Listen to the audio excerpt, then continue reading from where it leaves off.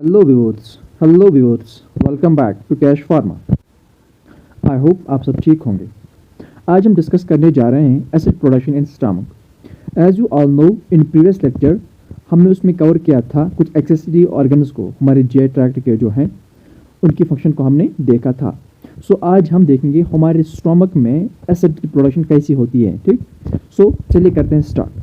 It's a complex process in which stomach plays a crucial role in digestion by producing HCl, which creates an acidic environment essential for breaking down food and killing harmful bacteria.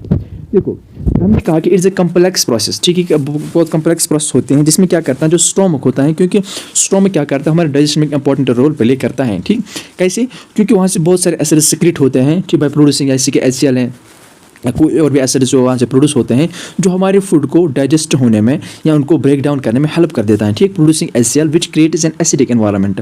देखो, ये HCl produce होने से क्या होगा कि हमारे जो system है वहाँ पर एसिडिक एनवायरनमेंट क्रिएट होगा। ठीक, जो कि एसेंशियल है किसके लिए? For breaking down of food. उससे क्या होगा, जो एसिडिक एनवायरनमेंट क्रिएट हुआ, जब हम कोई फूड लेंगे वो हमारे स्टमक में जाएगा तो उससे वो जल्दी ब्रेक डाउन हो जाएगा एंड किलिंग हार्मफुल बैक्टीरियाज। और क्या हो जाएंगे, उससे जो हार्मफुल बैक्टीरियाज है वो किल हो जाएंगे। ठीक, this acid is secreted by parental cells in stomach lining and is regulated by various hormones and neural signals। देखो, ये जो एसिड सेक्रेशन है, मतलब HCl जो भी स्टोमक से निकलते हैं, इनको कंट्रोल करते हैं पैरेंटल सेल्स। ठीक, वहीं से मतलब सेक्रेट होते हैं कहाँ के? स्टोमक में, क्योंकि पैरेंटल सेल्स स्टोमक के लाइनिंग में होती हैं and is regulated by various hormones and neural sales. And इनको रेगुलेट करते हैं बहुत सारे हार्मोन्स भी एंड कुछ न्यूरल सेल्स भी। अगर हम इसकी प्रोसेस देखेंगे, इसकी मतलब कैसी क्या प्रोसेस है। सपोज जो फर्स्ट पार्ट हम देखें that is stimulation of parental cells. ठीक, स्टिमुलेशन पैरेंटल सेल्स में क्या है कि acid secretion is triggered by gastrin, histamine and acetylcholine.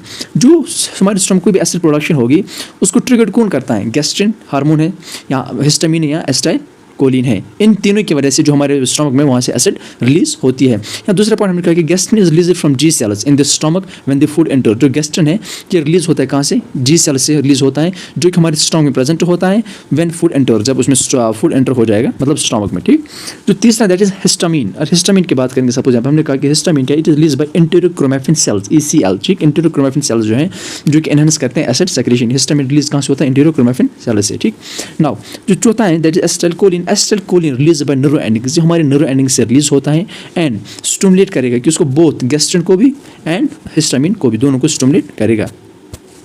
Now जो इसकी जो दूसरी है that is secretion of HCl। मतलब अब HCl कैसे सेक्रेट होते हैं? देखो, जो पैराइटल सेल्स है, parietal cells contains proton pump. जो हमारे पैराइटल सेल्स हैं वो प्रोटॉन पंप होता है इसमें, मतलब हाइड्रोजन पोटेशियम ATPase एंजाइम्स। ठीक, वो क्या करते हैं, वो रिलीज करते हैं हाइड्रोजन आयन। प्रोटॉन पंप जो होता है पैराइटल सेल्स में, ठीक, प्रोटॉन पंप वो रिलीज करेगा hydrogen ion in the stomach. जब फिर स्टमक में आएगा, अब दिस हाइड्रोजन आयन कंबाइन होंगे Cl आयन के साथ, क्लोराइड आयन के साथ, तब जाके जब H मिलेगा, जब हाइड्रोजन मिलेगा प्लस Cl, तब जाके बनाएंगे HCl। ठीक, now third that is regulation of acid secretion. Sorry, आपका जो दूसरा टॉपिक है दैट इज रेगुलेशन। अभी एसिड सेक्रेशन उसको रेगुलेट कैसे करते हैं? सपोज जब हमारा स्टमक, सब यहाँ पे हमने लिखा when the stomach is empty acid production decrease, so to prevent damage. ठीक, यहाँ पे क्या होगा कि जब हमारा स्टमक एम्प्टी होता है वहाँ पर एसिड प्रोडक्शन डिक्रीज होती है। क्यों? Acid production decrease to prevent damage, ताकि अगर उस टाइम एसिड ज़्यादा रिलीज हमारे स्टमक में होंगे उससे काज क्या होगा, उससे स्टमक अल्सर होता है, पेप्टिक अल्सर होते हैं वहाँ पे, गैस्ट्रिट्स होते हैं वहाँ पे, तो ये सब कुछ फंक्शन उस टाइम होते हैं। दैट इज वाई जब हमारा स्टमक एम्प्टी होगा तो जो एसिड की प्रोडक्शन वो डिक्रीज होती है। ठीक, सेकंड पॉइंट है excess acid is neutralized by mucus and bicarbonate secretion preventing ulcer. जब अगर हम सपोज अगर स्टमक में अब मतलब एसिड वो रिलीज होगी बट एक एक्सेस अमाउंट में, मतलब इन बहुत सारे अमाउंट में वो रिलीज होगी, अब इसको न्यूट्रलाइज कौन करते हैं? एक तो उसको न्यूट्रलाइज म्यूकस करेगा, दूसरा बाइकार्बोनेट। ठीक, किस लिए? मतलब उनके सेक्रेशन को न्यूट्रलाइज करेगा टू प्रिवेंट अल्सर, ताकि अल्सर से प्रिवेंट। मैंने कहा अगर उसमें ज़्यादा मतलब स्ट्रॉन्ग में एसिड ज़्यादा रिलीज होगी तो वहाँ पे वो पेप्टिक अल्सर काज कर सकता है। ओवर प्रोडक्शन ऑफ एसिड, यहाँ पर देखो ये वाला point, over production of acid. ये over production of acid can lead to condition like acid reflux, gastritis and peptic ulcers. क्योंकि एसिड रिफ्लक्स क्या होता है? एसिड रिफ्लक्स होता है जब हमारे स्टमक में ज़्यादा एसिड रिलीज होती है, तब जाके वो ईसोफेगस में आता है।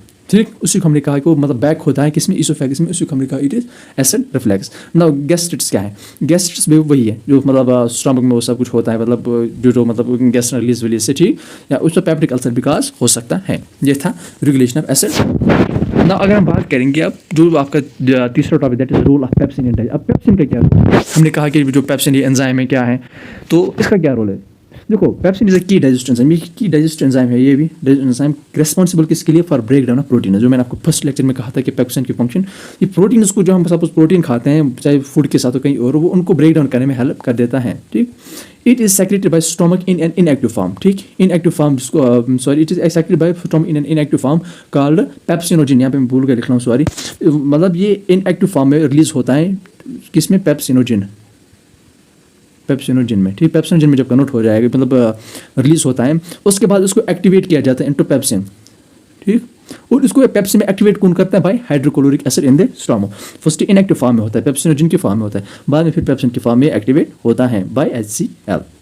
Now इसकी जो first function that is protein breakdown, pepsin breaks complex proteins into small peptides making them easier to digest. देखो जब प्रोटीन जो सब होते हैं उनको ब्रेक डाउन करेगा कि इनमें छोटे छोटे पेप्टाइड्स में, ताकि वो इजी हो जाए उनको डाइजेस्ट करना, ठीक, ये उसकी फंक्शन है। तो second that enhance nutrient absorption, अभी न्यूट्रेंट को एब्जॉर्ब करने में भी हेल्प कर देता है। मसलन small peptides can be further broken down into amino acid, जो स्मॉल पेप्टाइड्स होते हैं बहुत छोटे छोटे पेप्टाइड्स होते हैं, वो फर्दर ब्रोक डाउन हो जाएंगे किसमें, अमाइनो एसिड्स में, in small intestine for absorption, ताकि वो स्मॉल इंटेस्टाइन में जल्द से एब्जॉर्ब हो जाए, ठीक।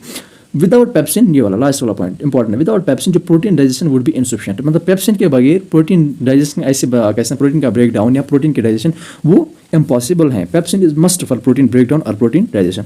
तो यहाँ तक ये आपका हो गया, आपके आज 3 टॉपिक्स। अब बचते हैं इसमें स्मॉल इंटेस्टाइन, लार्ज इंटेस्टाइन, जो मैंने आपको ऑलरेडी पढ़ा है। नाउ इसमें जो देखें हम नेक्स्ट लेक्चर में, दैट इज दूसरा टॉपिक, वो इस यूनिट का लास्ट टॉपिक है, वो हम नेक्स्ट लेक्चर में देखेंगे। सो मिलते हैं फिर नेक्स्ट लेक्चर में, टिल देन गुड बाय।